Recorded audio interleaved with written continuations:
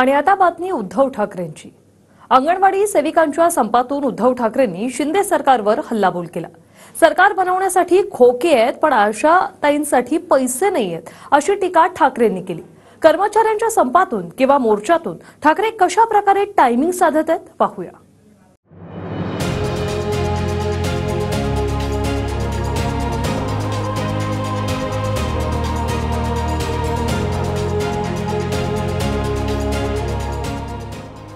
सरकार आणण्यासाठी खोके आहेत पण माझ्या अंगणवाडी आणि आशाताईंच्या मेहनतीला त्यांच्या हक्काचे पैसे द्यायला मानधन द्यायला पैसे नाहीत। हे सरकार तुमचं आहे। हे सरकार पडायच्या आत तुमच्या मागण्या ते मान्य करतील, नाही तर आपलं सरकार तुम्ही आणणारच आहात। त्या आल्यावरती पहिला निर्णय हा घेतला जाईल।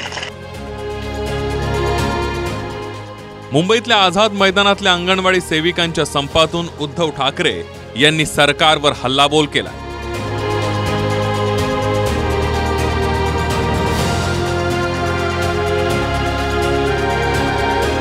वाढीव मानधनासह ग्रॅज्युएटीसाठी राज्यभरातल्या अंगणवाडी सेविकांनी संप पुकारला।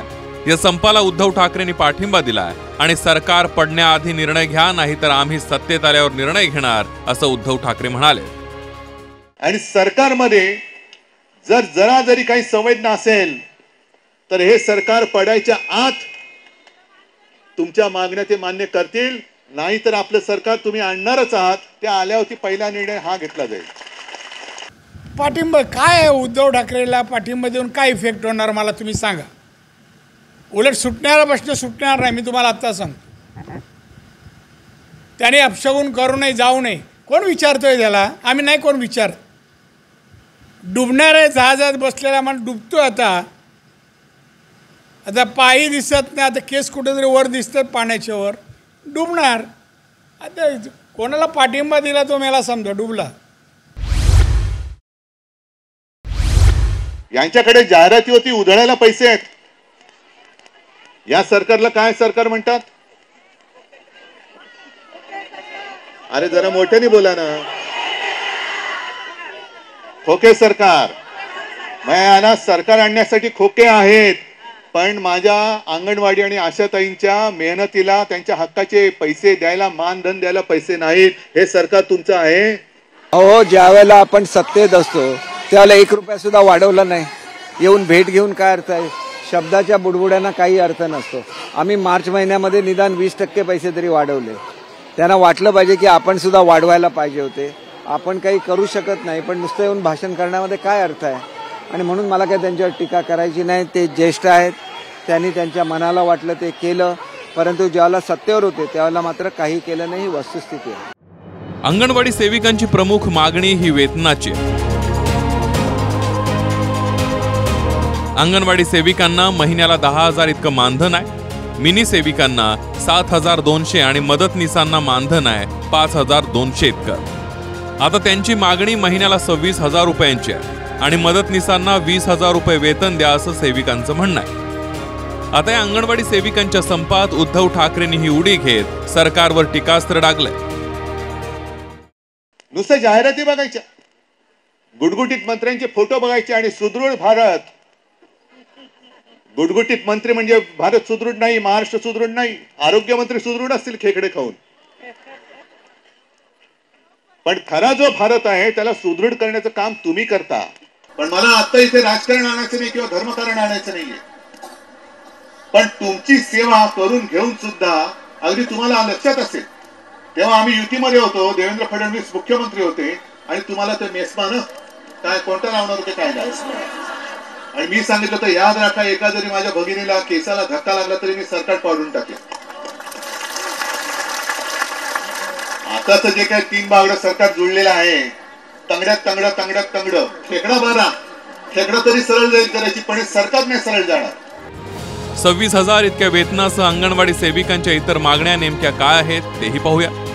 सुप्रीम कोर्टाच्या निर्णयानुसार ग्रॅज्युएटीची अंमलबजावणी व्हावी। अंगणवाडी सेविकांना शासकीय कर्मचाऱ्यांचा दर्जा द्यावा। मानधन नको तर वेतनासह पेन्शनची मागणी सेविकांची।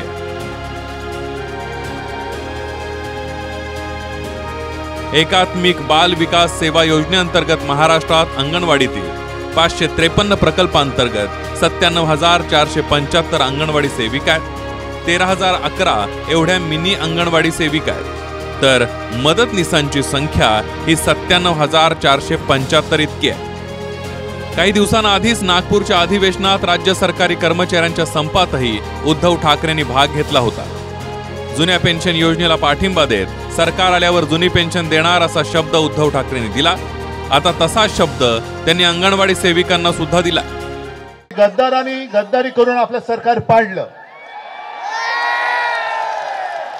जर मी मुख्यमंत्री असतो तर आजचा हा तुम्हाला मोर्चा काढावा लागला नसता. गद्दारी करून स्थापन झालेलं सरकार त्याच्याकडे तानाडोळा करत असेल तर नुसतं पेन्शन नाही, त्यांना टेन्शन देण्याची गरज आहे.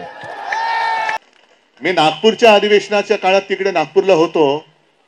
त्यावेळेला मला ते जुनी पेन्शन योजनेसाठी ती सगळी नेते मंडळी आली आणि त्यांनी मला आमंत्रण दिलं. मी गेलो तिकडे आणि तिथे जे मी बोललो तेच तुम्हाला सांगतोय की जर आपलं वर्षाताई, तुम्ही माझ्या मंत्रिमंडळातल्या सहकारी होत्या, आणखीन काही सहकारी इकडे असतील, पण सरकार पाडलं नसतं तर तुम्हाला आज आंदोलनासाठी इकडे यावं लागलं नसतं. हा माझा तुम्हाला दिलेला शब्द आहे. 3.5 महिन्यात लोकसभेच्या निवडणुका आहेत, त्यामुळे उद्धव ठाकरे अचूक टायमिंग साधण्याचा प्रयत्न करताय. सरकारी कर्मचाऱ्यांचा संप असो, अंगणवाडी सेविकांचं ठिय्या आंदोलन असो की मग धारावीच्या प्रकल्पावरून अदानींविरोधात मोर्चा असो, उद्धव ठाकरे सरकारला घेरण्यासाठी एकही संधी सोडताना दिसत नाहीये. कृष्णा सोनारवाडकर, TV9 मराठी, मुंबई.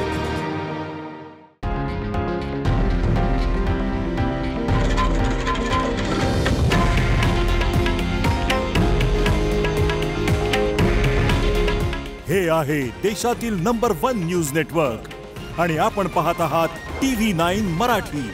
काळजी तुमची, हित महाराष्ट्राचं.